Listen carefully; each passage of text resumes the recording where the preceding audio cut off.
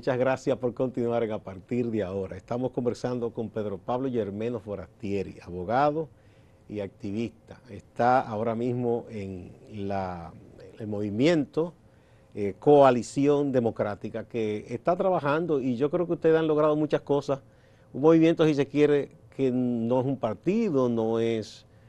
¿verdad? No es que tiene locales por allí y por allá, pero ustedes han logrado acercar a mucha gente que uno pensaba que no se iban a acercar. Y se siguen logrando cosas, porque apenas hace unos días el partido País Posible se adhirió a la Coalición Democrática también. Exacto, Una suma y adicional proclamó a Luis Abinader, como entre su otras cosas. candidato, claro. Exactamente. Bueno, entonces tú me decías de las perspectivas, vamos a hablar un poco más de eso. Bien, mira, tú sabes que hubo una guerra de encuestas, la mayoría de ellas absolutamente descartables, porque detrás de las mismas se esconde un interés, y es del proyectar lo que le conviene a la persona que encargó la encuesta. Por eso no quiere decir que no hayan encuestas que son dignas de prestársele atención. Las pocas que reúnen esas características hablaban de una situación de prácticamente un empate en las elecciones municipales entre el Partido de la Liberación Dominicana y el Partido Revolucionario Moderno. Eso es una gran pérdida para el PLD, porque esa cantidad apabullante de alcaldías que en la actualidad tiene, eso lo va a perder. No va a tener ni remotamente esa cantidad extraordinaria de alcaldías que tiene en la actualidad. Y lo que sí yo creo es que las mayores posibilidades del PLD son en alcaldías pequeñas. Lo que quiere decir que el PRM tendría mayores posibilidades en alcaldías grandes. ¿Y cuál es la trascendencia de eso? La trascendencia de eso es que si tú ganas una alcaldía muy pequeña y yo gano una alcaldía grande, tú y yo tenemos dos alcaldías exactamente iguales. Pero que gana las grandes tiene más votos. Pero exactamente, yo he ganado en una jurisdicción con mayores votantes.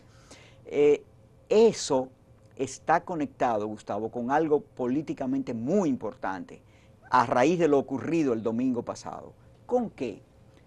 Con la presión que presentó el PLD para que las elecciones municipales solo fueran interrumpidas en los colegios electorales donde se votaba con el voto electrónico. Y que se continuara en los municipios más poblados. Pero lógico, pero que se continuara en los municipios donde se votaba con las boletas físicas, que son mucho más alcaldías, pero mucho menos votantes. Hay distritos municipales que tienen quizás 7.000, 5.000 habitantes. Exactamente. No es lo mismo que Santiago de los Caballeros, que Santo Domingo Este, que el Distrito Nacional. Exactamente. Entonces el PLD le interesa mucho, porque ellos optan ahora en estas elecciones municipales más por el número de alcaldías, porque recuérdate que lo que determina la victoria y las decisiones en las asambleas de los cabildos es la mitad más uno de las alcaldías. Si yo tengo más alcaldías que tú, no me importa que las que tú tienes signifiquen más votantes que las mías, es por alcaldía. No, en esa asamblea es igual el voto. Exactamente. Entonces, el PLD, desde mi punto de vista, tiene muchas posibilidades de obtener alcaldías en esas poblaciones pequeñas, y el PRM más posibilidades en alcaldías grandes. Pero ¿por qué esa fortaleza del PLD en esas pequeñas alcaldías? Es mucho más fácil conquistar el voto en esas pequeñas poblaciones. Y recuérdate la compra de electrodomésticos que se han realizado. Es decir, las políticas, por ejemplo, de ir en auxilio de gente que tiene carencias, que las hay más en esos lugares pequeñitos, es mucho más efectiva en esos lugares. Impacta mucho más. Pero lógico, sí. Pero lógico. Ahora, de cara a las elecciones de mayo, ahí las cosas entonces, porque ahí ya es la mitad más uno de los votos a nivel nacional, y el que tiene más votos, aunque sea menos alcaldía, va con ventaja a las elecciones presidenciales. Claro, que lo más posible es que si ocurre así, que el PLD gane mayor número de los pequeños distritos, ellos van a utilizar eso, porque la propaganda se hace esa cosa. para decir, miren el mapa, cómo lo pintamos de morado. Es que no será un mapa pintado de morado, será un mapa mucho más equilibrado Más equilibrado, y con mucho menos pero ellos van a tratar de alcaldías. sacarle provecho al hecho de que si es que tienen finalmente un mayor número de alcaldías. Sí, sobre todo que lo que tú estás diciendo tiene que ver con el propósito fundamental a partir del cual el PLD y el gobierno se insertaron en el proceso suspendido, que era el propósito de producir unos resultados que, si bien es cierto no fueran como en las elecciones anteriores, fueran resultados aceptables con la suficiente contundencia para modificar una percepción que hay actualmente en el ¿Cuál es pueblo esa percepción? de que el PLD va a perder las elecciones. ¿Tú piensas que esa percepción tiene un asidero firme? Yo estoy convencido de eso, Gustavo. ¿Por qué? ¿Qué cansancio, hastío, qué? Mira, es que las cosas se han extremado tanto y tanto que el pueblo dominicano ya está cansado. Hay una real voluntad de cambio en la sociedad dominicana. ¿Con cuál otra coyuntura histórica electoral tú podrías comparar el momento presente? Mira, me recuerda bastante al 1978. Que la gente ya quería salir ¿Tú de te acuerdas? El cambio, la palabra cambio. Era una palabra mágica. Ahora sí. se habla mucho del cambio y yo creo que ha impactado, pero no al nivel que la palabra cambio impactó en las elecciones de 1978. Aquello era realmente una necesidad que el pueblo dominicano tenía de salir del régimen de Balaguer. Y yo uso mucho esas elecciones para hablar de lo que yo considero un voto útil. Fíjate, es perfectamente comprensible. Yo incluso converso con muchas personas que me muestran no una adhesión plena a las candidaturas de la oposición, pero se convencen cuando tú le dices, bueno, mira, yo te compro ese discurso.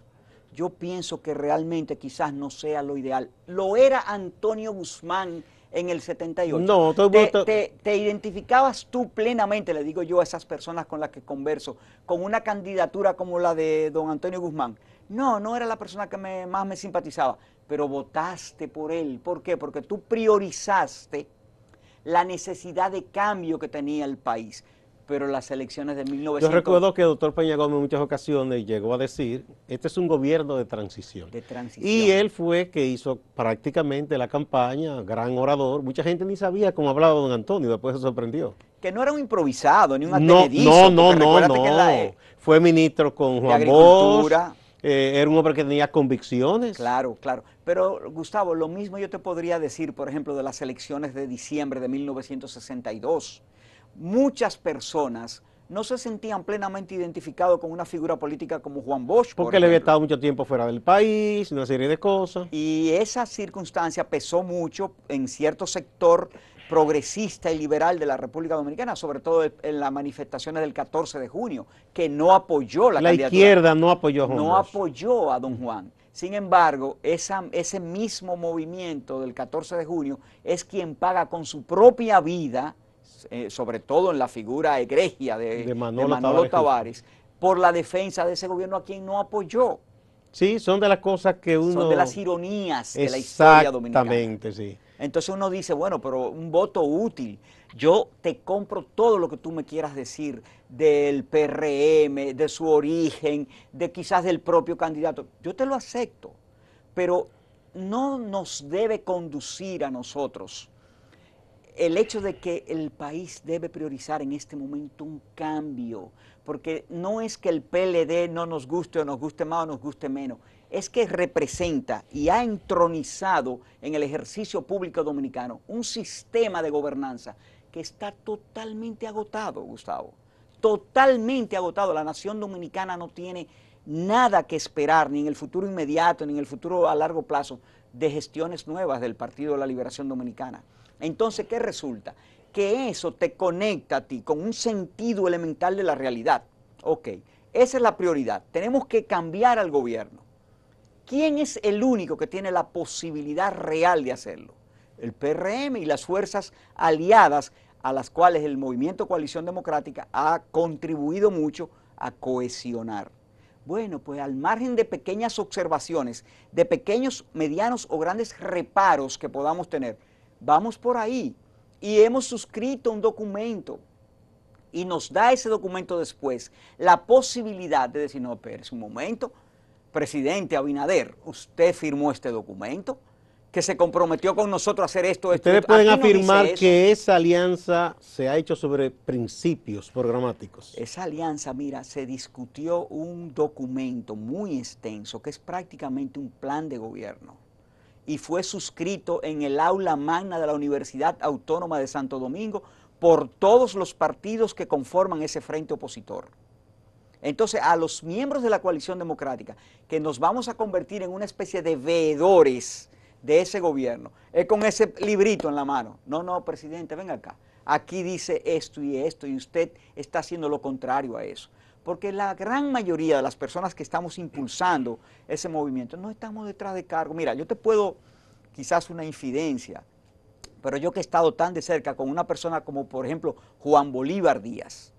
Oye, Gustavo, no son una ni dos las veces que yo he estado en reuniones al lado de don Juan Bolívar y he visto líderes importantes de la coalición y de los partidos que la conforman, proponiéndole, sobre todo cuando se estaban seleccionando los candidatos para diputaciones y senaduría, proponiéndole, no, porque a mí no me interesa, porque después van a decir que yo estaba impulsando este proyecto porque quería una diputación. No, Juan siempre ha sido coherente en eso, pese a todas las barbaridades y calumnias gratuitas que le han lanzado, porque es una persona correcta, honesta, íntegra. Y me siento orgulloso de que ha sido mi maestro muchos Gustavo, años. siempre lo he considerado así, pero Sí. puedo aquí en este programa y a tu lado dar un testimonio que este trabajo a su lado me ha redimensionado la percepción, la valoración que yo tenía de esa persona.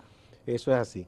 Y no, y yo sé, y te conozco a ti, por ejemplo, y a muchísimos más, que yo sé que son personas que si llegan incluso a aceptar alguna responsabilidad como servidores públicos, yo pongo mi mano, mi cabeza ahí de que no se van a robar un peso, ni nada de eso, ni van a traficar influencia, porque tienen una trayectoria que no la van a tirar por el zafacón simplemente por un puesto. Bueno, de tomar lo ajeno y de tener grandes posiciones y muchos beneficios, yo tuve una gran oportunidad y me fui. Tuviste un puesto importante y lo dejaste. Y lo dejé para salir a decir y a denunciar en qué había devenido ese partido político.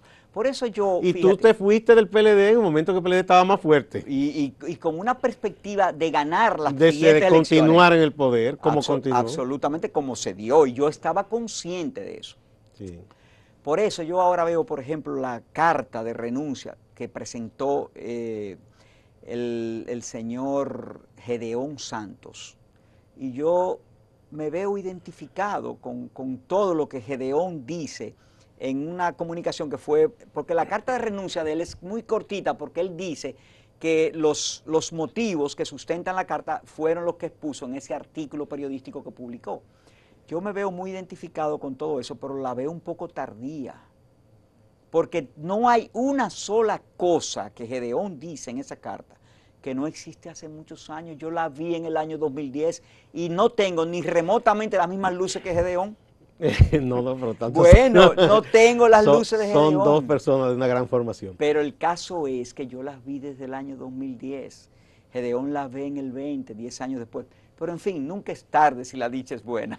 Bueno, ¿tú piensas que hay más personas en el PLD? Porque yo mismo te digo, históricamente, yo pensaba que los PLDistas formados por vos y que tenían esos principios tan arraigados, yo pensé que iban a reaccionar históricamente de otra manera en la medida en que vieron que ese partido estaba dando los traspiés que comenzó a dar, con quien se fue aliando, no solo para llegar a las elecciones, sino para cometer asuntos de gobierno. Porque una cosa es que tú aceptes el apoyo de alguien, muy bien, pero luego que tú asimiles prácticas que tú antes criticaste toda la vida, eso es muy fuerte. Entonces, yo pensaba que en un momento dado iba a haber una especie de rebelión ética en el PLD. Y ha pasado, pero de manera muy puntual, gente como tú, otros que han salido. Expresiones aisladas. Aisladas. Yo te puedo decir, Gustavo, que yo retrasé. Yo fui funcionario desde el 1996. Y yo empecé durante el desarrollo de ese primer gobierno de Leonel Fernández a percibir cosas que me llamaban poderosamente la atención.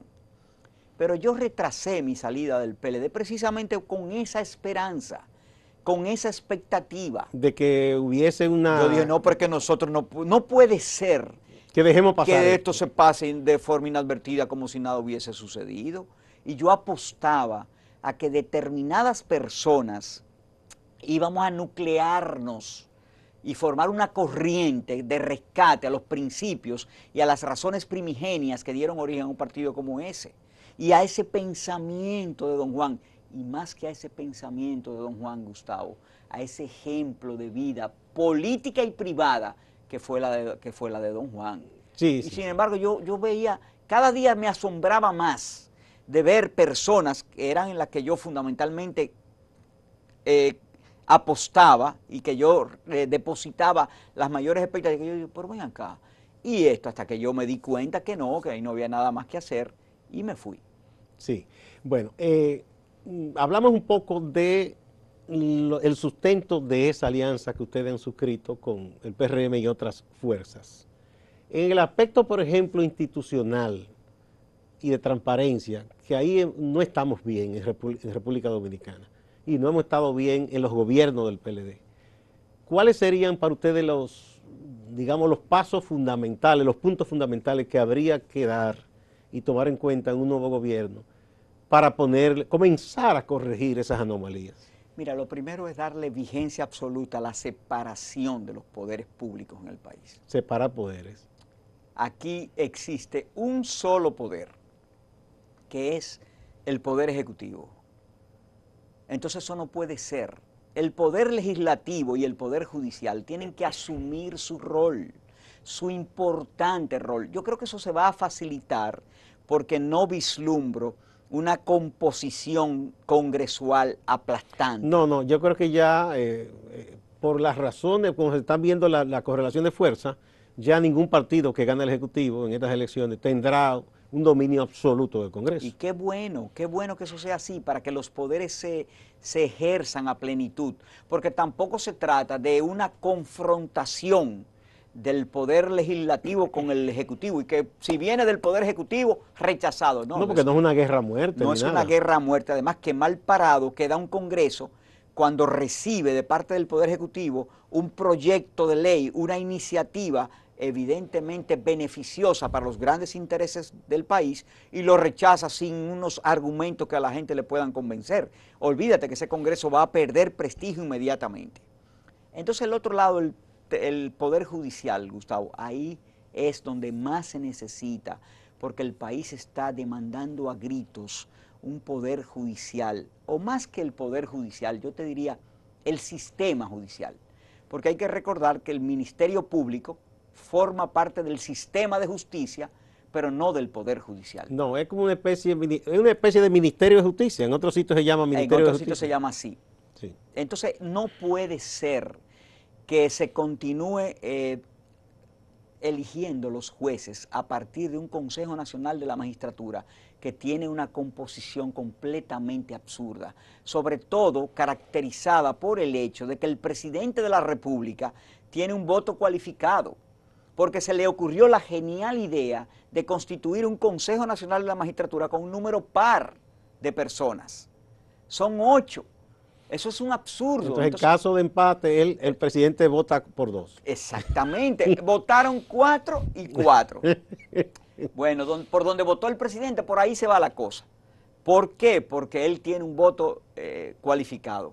Pero hay algo más. El Procurador General de la República, que es un funcionario nombrado por el presidente de la República, forma parte de ese Consejo Nacional de la Magistratura.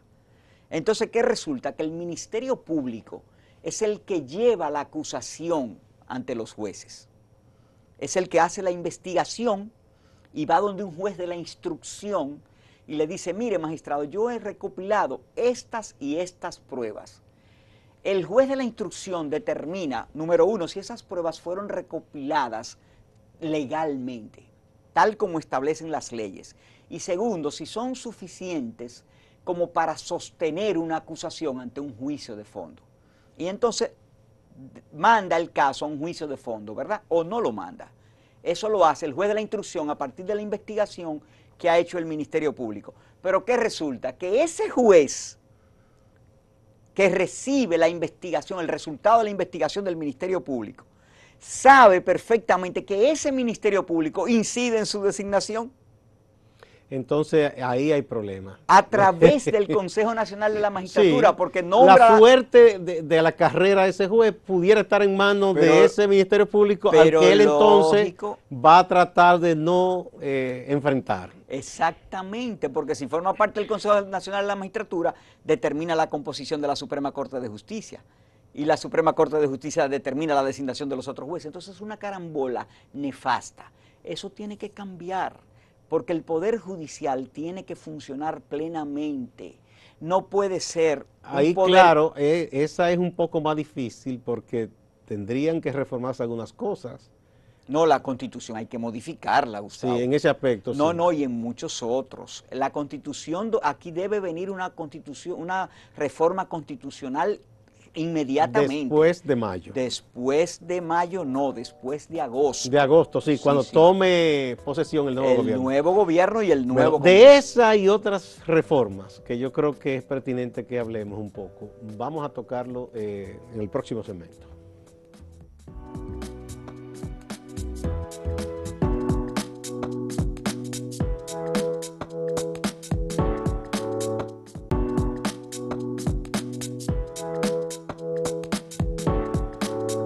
Muchas gracias por continuar a partir de ahora. Estamos conversando con Pedro Pablo Yermenos Forastieri, abogado, activista social.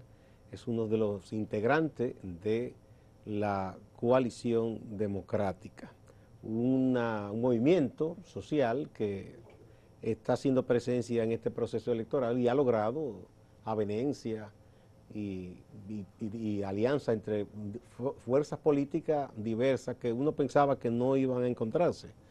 Uno veía, por ejemplo, el movimiento que sustentaba a don Antonio Tavera Guzmán, y uno decía, caramba, pero ¿por qué no coincide, por ejemplo, con el PRM o Frente Amplio? Y se ha hecho. Yo creo que ustedes tuvieron mucho que ver con eso. O el trabajo que hizo Manuel Jiménez en Santo Domingo Este durante mucho tiempo, fue persistente, muy trabajador, y cómo han coincidido todas esas fuerzas en un municipio tan importante como Santo Domingo Este. Bueno, don Antonio Taveras y Manuel Jiménez son candidatos de la Coalición Democrática. Exactamente. Y muchos otros. Y se han logrado acuerdos parciales también, porque por ejemplo con Alianza País, que lleva su propio candidato presidencial, también se llevan candidatos Sí, yo sé, comunes. tanto aquí en el distrito como en provincia, y eso es importante. Bueno, porque Antonio Taveras, por ejemplo, es el candidato a senador de la provincia por Alianza País también. Claro, muy bien. Bueno, esta ley que tenemos de partido y la ley electoral, la de partido, por ejemplo, Pedro Pablo, ha sido atacada en el Tribunal Constitucional en muchísimos puntos y el tribunal incluso ha fallado reformándola parcialmente. Ya queda como poco de esa ley, de lo que fue originalmente. Sí, hay muchas acciones de inconstitucionalidad en contra de artículos de la ley y han sido acogidas esas acciones por el Tribunal Constitucional. Y tú sabes que las decisiones del Tribunal Constitucional son oponibles a todos los poderes públicos. En consecuencia, esas partes de la ley que el Tribunal Constitucional la ha declarado no conforme con la Constitución quedan automáticamente excluidas. En la práctica es una especie de reforma, pero en un tribunal. Así es. Eso puede lograrse también en los tribunales ordinarios. También. Sí, de la siguiente manera, el control de constitucionalidad de una ley se puede hacer de dos maneras. Un control que se llama difuso o un control que se llama concentrado. El control concentrado es el que se ejerce ante el Tribunal Constitucional, que son los ejemplos que tú acabas de poner. Acciones llevadas ante el Tribunal Constitucional para que se declare inconstitucional una ley, en este caso la de partidos políticos.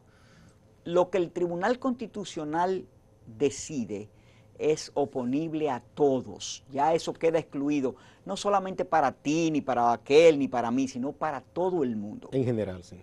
Ahora bien, en medio de un proceso judicial, en cualquier tribunal, una de las partes puede pedirle al juez o a los jueces, si es un tribunal colegiado, que declare inconstitucional una parte, un artículo, un texto de una ley, y el juez puede acogerlo y declarar eso inconstitucional. Eso es el control difuso. ¿Cuál es la diferencia? La diferencia está en que esa parte de ese texto de ley, para seguir con la ley, que ha sido declarado inconstitucional por ese juez, solo se aplica a ese proceso en el que él decidió eso y a esas partes que estaban en el proceso. Contrario a lo que pasa con las decisiones del Constitucional. Que son para todo el mundo. Para todo el mundo. Esa es la gran diferencia. ¿Cuáles asuntos tú piensas que deben ser seriamente discutidos para que tengamos una ley de partido que no arrastre los problemas que se dieron cuenta que había cosas que se contradecían con la ley electoral? Sí, por eso te iba a decir que son las dos leyes, Gustavo. Porque para comenzar, hay quienes dicen que debemos tener una sola legislación para ambas cosas. ¿Tú estás de acuerdo? Un código electoral. Y así no hay que tener ley electoral por un lado y el partido por otro lado. Un código electoral. Entonces eso sería parte de esa reforma. Claro, porque fíjate, Gustavo, tú eres consciente del tiempo que se duró discutiendo ambas legislaciones. Hay gente que no había nacido y ya va a votar. Exactamente. Entonces tú te preguntas, ¿pero cómo se explica que unas leyes que se duró tanto tiempo discutiéndolas, entonces se vino a aprobar el tollo que se aprobó? Porque son dos leyes que realmente hay que hacerle una cirugía mayor a las dos, porque tienen cosas que se contradicen una a la otra. ¿Por qué? Porque eso fue el resultado de una aprobación al vapor. Porque siempre en este país las cosas suceden así. Habían intereses políticos detrás de las legislaciones que le interesaba, porque era parte de su plan estratégico aprobar estas dos leyes y sobre todo con ciertas cosas con las que la aprobaron, y eso devino en un tollo mayúsculo que empieza con la redacción. Desde la redacción misma hasta el contenido, el fondo de las leyes, son realmente intervenibles, pero con carácter de urgencia. Pero eso habría que hacerlo después del nuevo gobierno, claro, ya con un Congreso más plural y todo eso, ¿verdad? Así es. Tú te referías a que en la Constitución, posiblemente necesite la Constitución que sea revisada y que sea reformada. ¿Para qué? Bueno, Gustavo, lo mismo que hablábamos del Consejo Nacional de la Magistratura, eso es uno de los aspectos. Tema constitucional. Eso hay que intervenirlo necesariamente porque es a través de la Constitución. El tema de, por ejemplo, las elecciones, que si van a ser separadas o si van a unificarse, que yo entiendo que tienen que mantenerse separadas, porque es lo que más conviene a la democracia dominicana. El tema de la composición del Consejo Nacional de la Magistratura que hemos hablado para excluir al Procurador General de la República, para modificar... Que originalmente no estaba, fue después que se incluyó. Pero claro, esa es obra de Leonel Fernández. Incluyó al Procurador General de la República y fue el que incluyó lo del voto especializado para el Presidente de la República. Sobre la repostulación, posibilidad de repostulación de un presidente, ¿qué tú piensas que se debe hacer? Porque aquí tenemos ahí un chalaneo, un relajo. Viene y se aprueba, bueno, que una persona llegue y no se puede reelegir, tiene que dejar pasar un periodo, entonces quizá volver. Otro dice, no, es mejor que sea 2 consecutivos y ya nunca más. ¿Qué tú piensas que es lo mejor para nosotros? Mira, Gustavo, ese ha sido un tema que se ha cambiado como un saltimbanqui de la Constitución dominicana, el tema de la repostulación presidencial. Yo creo que se han experimentado todos los sistemas y hay que decir que todos los sistemas tienen cosas positivas y tienen cosas negativas. Ahora, yo particularmente me inclino más por lo que siempre aquí se dice, el sistema norteamericano, que yo no sé bueno, le dicen así porque quizá lo instauraron allá, pero eso existe en otras legislaciones también. Yo creo que es el que menos defectos tiene, porque es cierto que un solo periodo es muy poco y es cierto que más de 2 periodos ya es demasiado. Entonces yo creo en la alternabilidad y me parece que a un presidente debe dársele la oportunidad, si ha hecho un buen gobierno, de que por lo menos tenga el derecho de presentarse al electorado, porque siempre insisto en la diferenciación entre lo que es la repostulación y la reelección.